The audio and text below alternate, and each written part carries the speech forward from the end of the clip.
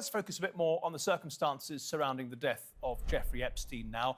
The official coroner ruled it a suicide, but there are a number of others who doubt that explanation, including our next guest, Dr. Cyril Wecht, a forensic pathologist with 60 years' experience. Dr. Wecht, welcome to the programme. As someone who's been involved with prisons and prison reform for a very long time, what did you make of the court case involving the two guards?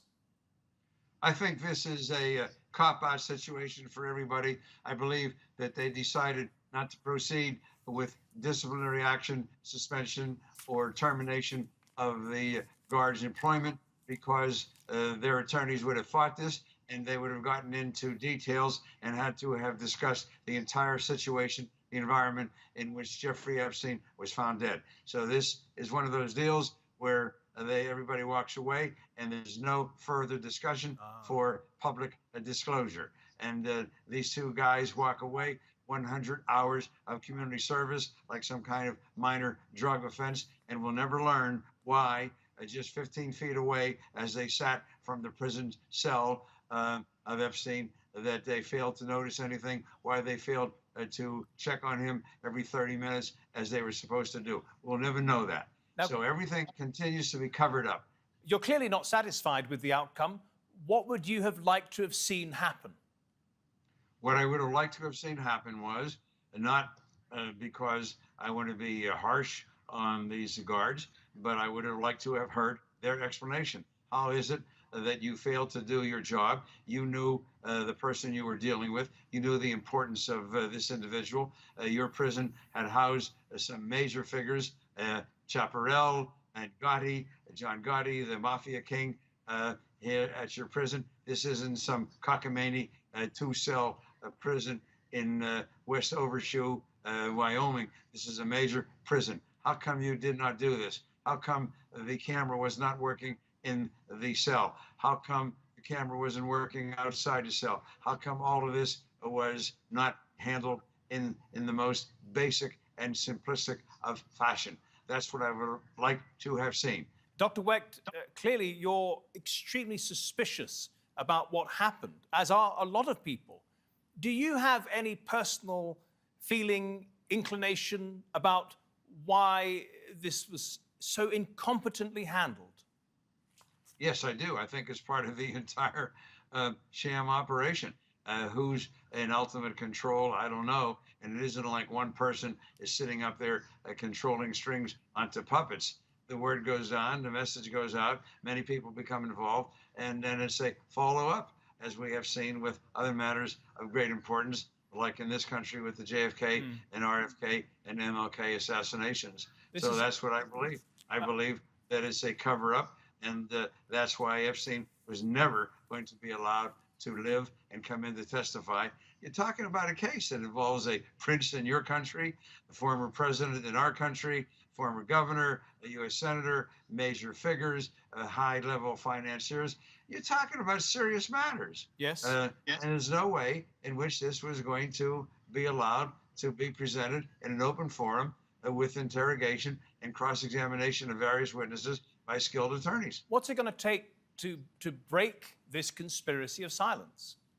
The only thing that remains as a possibility is the trial of Ghislaine Maxwell.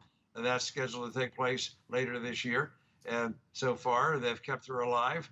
Let us see what happens. She can't work out, it seems to me, any kind of a plea bargain at her age. So what difference does it make if it's a 40-year sentence or a 20-year sentence? She's not likely to survive. So let us see. I'm sure they're going to find a way to cover it up, but we'll see. Wow, that's an extraordinary prediction from a man with 60 years' experience. Do you think that she's going to make it to trial?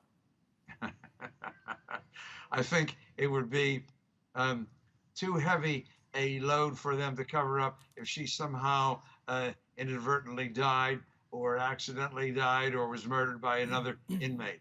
So if she comes to trial, what possible arrangement could have been made, I don't know. As I say, she's not a youngster. To go to jail for 10 or more years is maybe the end of her life. So let's see what happens. And a final question for you. You mentioned Ghislaine Maxwell.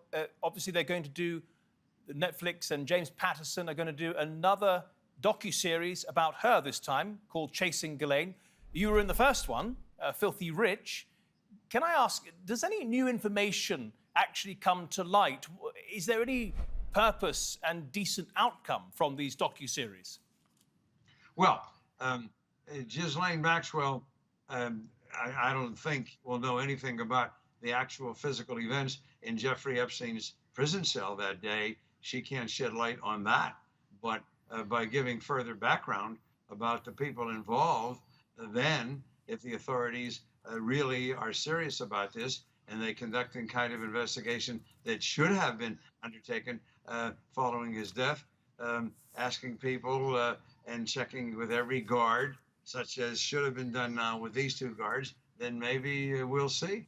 I don't want to be naive and to be painfully but realistically pessimistic. I think somehow or another they'll finesse the whole thing. And the answer to your question is, I think, and it hurts me to say this, that we probably will never know the answer of the truth behind Jeffrey Epstein's death. That's a terrible prospect, but with your level of experience, Dr. Cyril Wecht, I don't think anyone's going to accuse you of being naive. Thank you so much for your contributions to the program today once again. Thank you.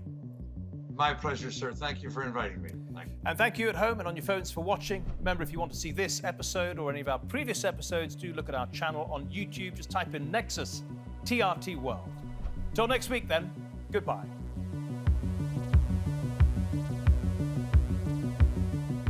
Well, thanks for watching our program. If you liked it, please give it a thumbs up, share it with your friends and family, and even subscribe.